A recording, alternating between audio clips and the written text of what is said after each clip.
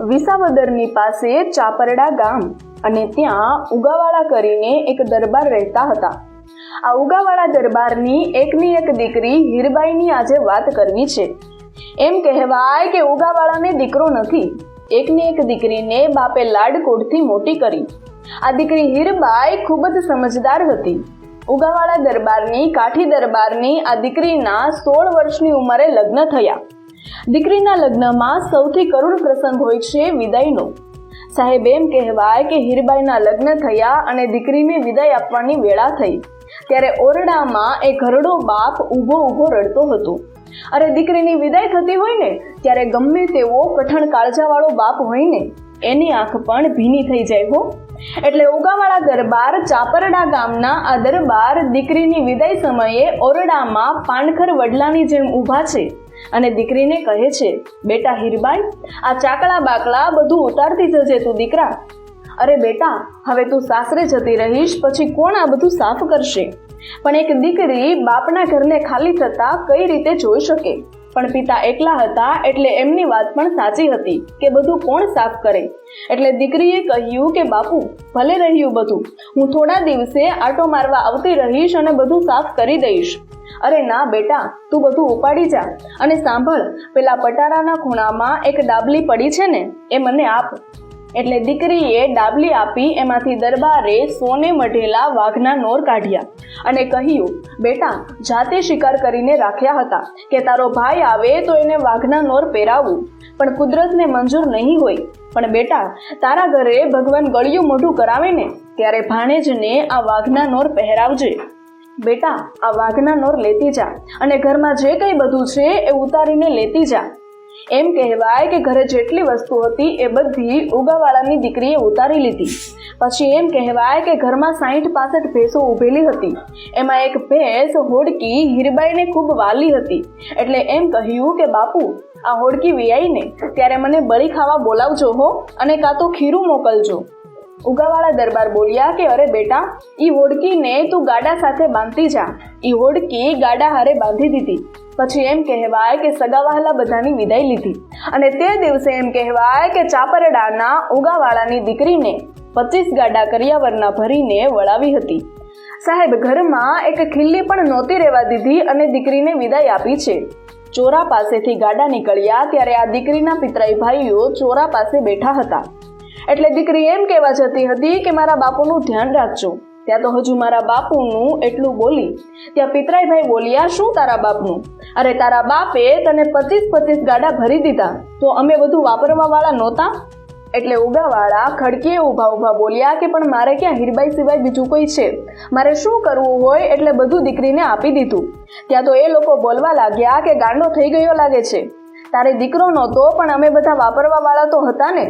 હીરબાઈને પણ કહ્યું કે બધું તને કરિયાવરમાં આપી દીધું છે, અમે કાંઈ એનું ધ્યાન નથી રાખવાના. તારો બાપ તો ગાંડો થઈ ગયો લાગે છે. અરે ગાડા પાછા વાળો. એટલે ગાડા પાછા વાળો એટલું સાંભળતા જ વરરાજાનો તલવાર ઉપર હાથ ગયો અને બોલ્યો કે અરે, એમ કોણ ગાડા પાછા વાળી શકે? ત્યારે એમ કહેવાય કે દીકરી હીરબાઈ વેલડામાંથી નીચે ઉતરી, ઊંચો હાથ કર્યો અને કહ્યું, દરબાર, અત્યારે બાંધવાનો કે તલવાર ખેંચવાનો સમય નથી. દરબાર, મારા પિતરાઈ ભાઈઓને એમ છે કે મારે ભાઈ નથી એટલે આજે હું આ બધું લઈ જાઉં છું. પછી એમ કહેવાય કે આ દીકરી હીરબાઈએ એક સૌભાગ્યના નિશાન સિવાય બધા ઘરેણા કાઢ્યા અને પોટલી બાંધી. પૈસા હતા એની પોટલી બાંધી અને પોતાના પતિ પાસે જઈને કહ્યું કે આલ્યો દરબાર, આ બધું લેતા જાઓ અને વાટ જોવાય તો જોજો, નહીં તો બીજા લગ્ન કરી લેજો. પણ હવે તો મારા બાપના આંગણામાં મારો ભાઈ ઘૂઘવાટા કરતો હોય ને તે દિવસે હું આવીશ. વાટ જોવાય તો જોજો, નહીં તો બીજા લગ્ન કરી લેજો. સાંભળજો કે મારો ભાઈ જે દિવસે ઘૂઘવાટા કરતો હશે ને તે દિવસે હું આવીશ, ત્યાં સુધી મારી વાટ જોતા નહીં. હવે હીરબાઈના પિતા ઉગાવાળાની ઉંમર 50 વર્ષ છે અને માં તો નાનપણમાં ગુજરી ગઈ છે.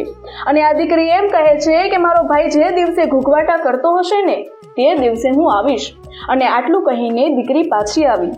ઉગાવાળા દરબાર કહે છે કે અરે બેટા, મારી દીકરી, તું શું કામ પાછી આવી બેટા? સાહેબ, ટૂંકમાં વાત કરીએ તો દીકરી ઘરે આવી. એમ કહેવાય કે ઘરે 60-65 ભેંસો બાંધેલી હતી અને એમાંથી 20 ભેંસો દૂધની હતી.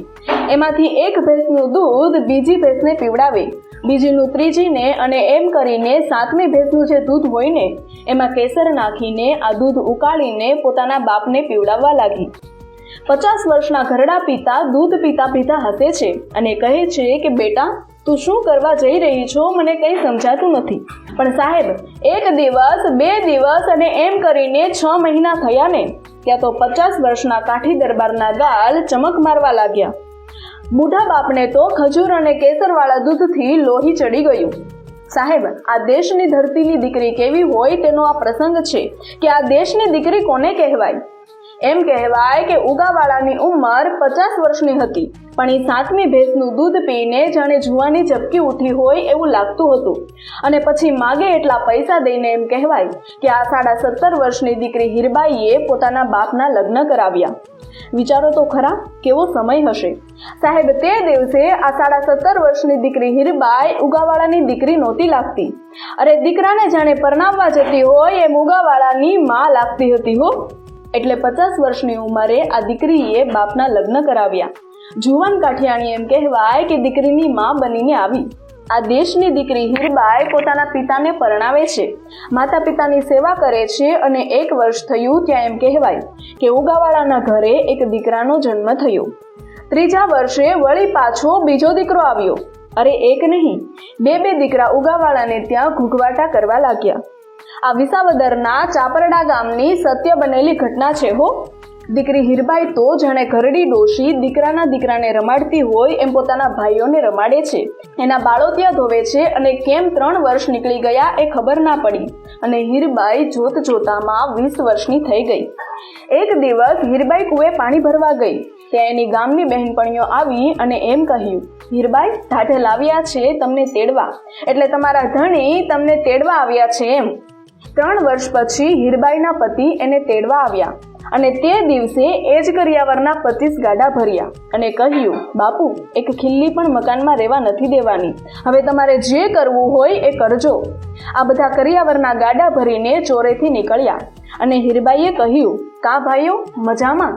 એટલે કહ્યું કે હા, મજામાં હો. અરે, તું તો અમારા કુટુંબની દીકરી છો બહેન, તે તો અમારું ખોરડું ઉજળું કર્યું. સાહેબ, આ સત્ય બનેલી ઘટના છે કે એક દીકરીએ 50 વર્ષની ઉંમરે પોતાના પિતાને પરણાવ્યા અને 2 ભાઈઓને ઘોડીએ ઝૂલતા કરીને પછી દીકરી સાસરે ગઈ.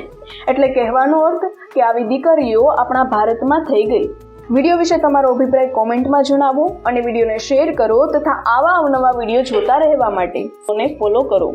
ધન્યવાદ.